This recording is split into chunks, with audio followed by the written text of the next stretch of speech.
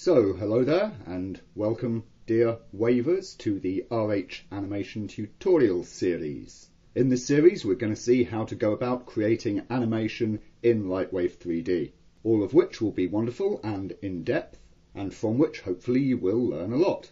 Before we get started, there's a few introductory bits or pieces that I need to get out the way so as we can all be sure that we're starting on the same page. As well as, of course, to provide for those of you who are newer either to animation itself or indeed to Lightwave. The first important piece of information, frame rate. When we're animating, generally most people tend to always work at a certain frame rate. They do their animation at a certain number of frames per second. In a lot of cases of people I see doing animation work, this tends to go on a country by country basis. So for instance, in places like the UK and Europe, people are working at 25 frames per second. In South America, people are working at frame rates of 30 frames per second and so on. Other times, people work at the film rate, which is generally taken as 24 frames per second. You can set the frame rate of your scene here in Lightwave's main preferences. And that's perfectly fine. By all means, learn to animate at whatever frame rate you desire.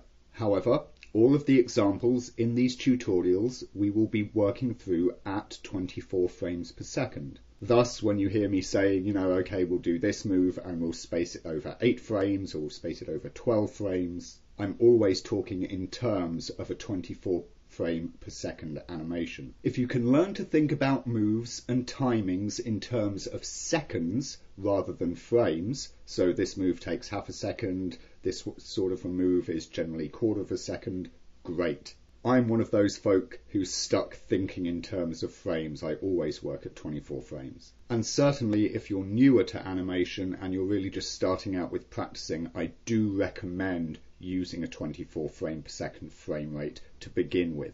The reason being that, of course, a great many animation examples strewn about all over the place, not just here, work at 24 frames per second. Also, it's very easy to divide time down in your head to start thinking about seconds. As of course you can have a half second, which is 12 frames, a quarter, which is 6, an eighth, which is 3. Nice, easy division. If you're working at 30 frames per second and you want to do something down to a 1/8 of a second, that's 3.75 frames. Not so helpful a number. So make sure to keep that in mind throughout the remainder of these videos. Secondly, there are some important technical details to know about Lightwave itself, the way that it stores motion, the way that the values of things, refer to positions in time, the way the manipulators work, and so on. A lot of that is very important to know no matter what you're doing in Lightwave. But these things are exceedingly important for animation and animation-related topics. What you will find over on my YouTube channel is, of course, the foundation chapter to the RH rigging tutorial series. And so rather than just go, repeating a whole bunch of stuff in this series of videos, have a look here if you're not already familiar with these sorts of topics, and make sure that you check out the first videos 1 to 5 here on hierarchy, space, rotations, pivots, and FK-IK. Animating hierarchies, much of the time you're going to be wanting to, animate things rotating about. If you don't understand how Lightwave's rotation order and so on works, you will get yourself into a mix and a muddle very, very easily. So do make sure to check out those extra videos there. Other resources as well will be very useful and important for you to seek out. We are going to cover a lot of ground in this video series. We're going to see an awful lot of examples and an awful lot of actual detailed animation work. However, the wealth of stuff that you could wish to, create in animation is near infinite. And all of the different little, tricks and workflows and tidbits of information thrown out by animators over the years is huge and vast. As such, some extra resources that you absolutely should turn to are going to include this, Richard Williams' Animator's Survival Kit, the pretty much de facto guide to animation, tons of wonderfully detailed explanations, illustrations, and also formulas for different types of animation performance. It is of course very much geared to hand-drawn animation, but everything detailed in there applies equally to computer animation. If it's not already in your collection, it most certainly should be. Secondly, in the tomes of knowledgefulness is this thing, The Artist's Complete Guide to Facial Expression by Gary Fagan.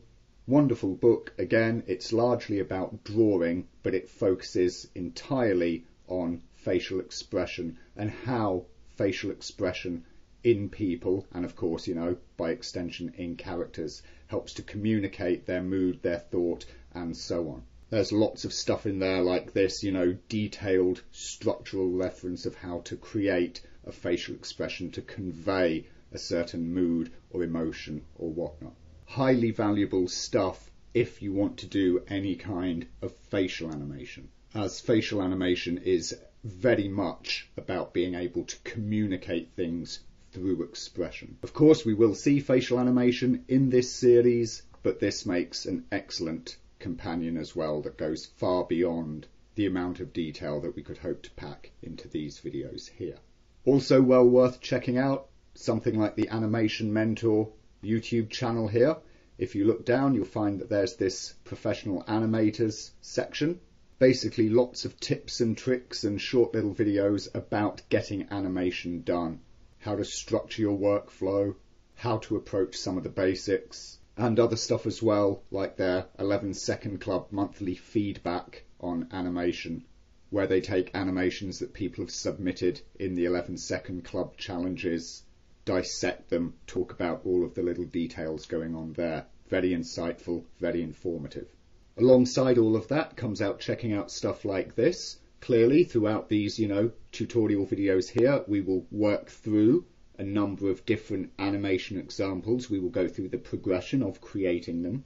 These, of course, will be, very detailed instructional walkthroughs. However, again, we can only provide a limited number in this series.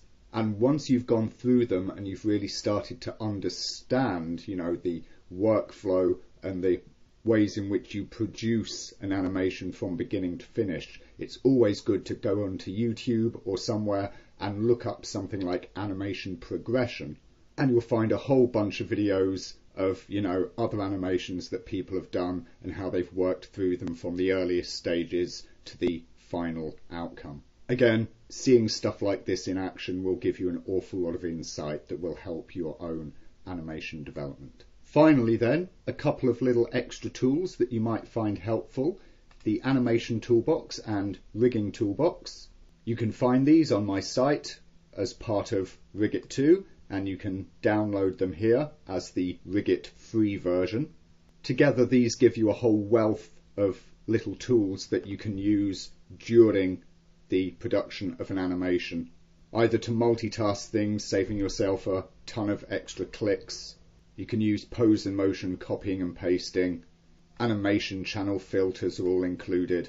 The rigging toolbox obviously is much more geared towards, rigging workflow and rigging tasks. But there are various such little tasks that you might need to perform during animation. And of course, if you're more of an animator than a rigger, you might find those painful or an interruption. So you'll find lots of quick little tools, things like Make Constraint, which will do little things like that for you. And again, if you pop onto the Rigit 2 playlist here on my YouTube channel, then you scroll down, you will find that you've got guide and tutorial videos explaining how the different tools in those toolboxes work, and some of the various situations where you would turn to them. Otherwise, there we go. These are all the basic need-to-knows before we get started on this whole series of tutorials. I hope you're looking forward to the content yet to come, and so we shall get moving right along.